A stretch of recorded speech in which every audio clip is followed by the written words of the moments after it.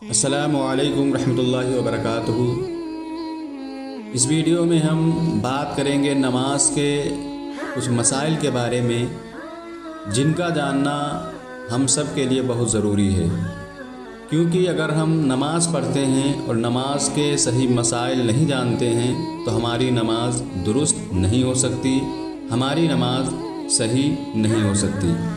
تو جو لوگ چاہتے ہیں کہ وہ اپنی اصلاح کریں اور جو نماز پڑھنے میں غلطیاں کر رہے ہیں ان کو صحیح کریں، تو ہمارے ویڈیو کے ساتھ بنے رہیں اور ویڈیو کو پورا دیکھیں۔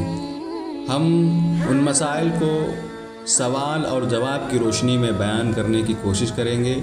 تو شروع کرتے ہیں۔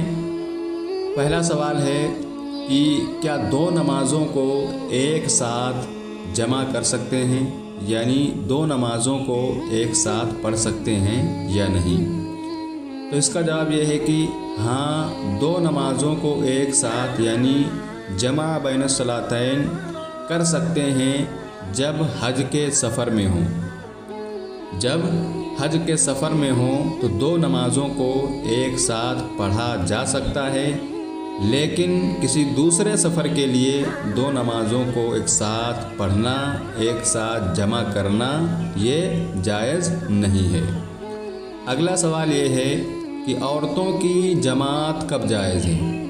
تو اس کا جواب یہ ہے کہ اگر نماز پڑھانے والی عورت ہو اور نماز پڑھنے والی بھی عورتیں ہوں تو اس صورت میں عورتوں کی جماعت جائز ہے، اور جو عورت امامت کرے گی وہ سب کے بیچ میں کھڑی ہوگی، سب کے بیچ میں کھڑی ہوگی، اس کو آگے کھڑے ہونے کی ضرورت نہیں ہے، چاہے ایک مقتدی ہو یا ایک سے زیادہ ہو۔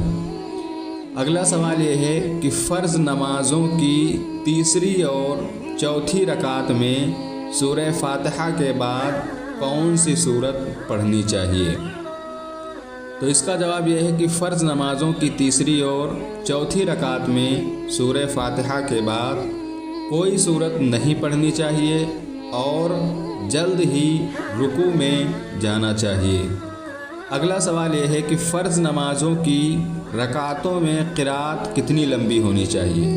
تو اس کا جواب یہ ہے کہ فرض نماز کی پہلی رکعت میں قرات لمبی ہونی چاہیے دوسری رکعت کی بنسبت، کیونکہ بخاری شریف کی حدیث ہے اللہ کے رسول صلی اللہ تعالیٰ علیہ وسلم ایسا ہی کیا کرتے تھے، تو یہ حضور صلی اللہ تعالیٰ علیہ وسلم کی سنت بھی ہے۔ اگلا سوال یہ ہے کہ کن وقتوں میں نماز پڑھنا ممنوع ہے، یعنی کن وقتوں میں نماز نہیں پڑھ سکتے؟ تو اس کا جواب یہ ہے کہ طلوع آفتاب کے وقت اور نصف النہار کے وقت اور سورج ڈوبنے کے وقت نماز نہیں پڑھ سکتے۔ اگلا سوال ہے کہ سجدہ تلاوت میں کتنے سجدے ہوتے ہیں؟ میں نے عام طور پر لوگوں کو دیکھا ہے کہ وہ جب سجدہ تلاوت کرتے ہیں تو وہ نماز کی طرح دو سجدے کرتے ہیں، لیکن ایسا بالکل نہیں ہے۔ سجدہ تلاوت میں صرف ایک سجدہ ہوتا ہے۔ سوال، کس صورت میں ننگے سر نماز پڑھنا واجب ہے؟ اس کا جواب یہ ہے کہ اگر کوئی انسان احرام کی حالت میں ہے، احرام باندھے ہوئے ہے، تو اس صورت میں اس کو ننگے سر نماز پڑھنا واجب ہے۔ اگلا سوال ہے وہ کون سا نمازی ہے جس کے لیے 5 وقتہ نماز میں سورہ فاتحہ پڑھنا حرام ہے؟ تو اس کا جواب یہ ہے کہ وہ نمازی جو امام کے پیچھے نماز پڑھ رہا ہو، یعنی مقتدی کے لیے سورہ فاتحہ پڑھنا یہ حرام ہے، یعنی سورہ فاتحہ نہیں پڑھ سکتا۔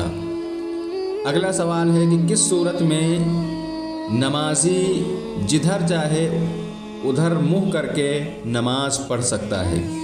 تو اس کا جواب یہ ہے کہ کعبہ شریف کی عمارت کے اندر جس طرف چاہے اس طرف منہ کر کے نماز پڑھ سکتا ہے۔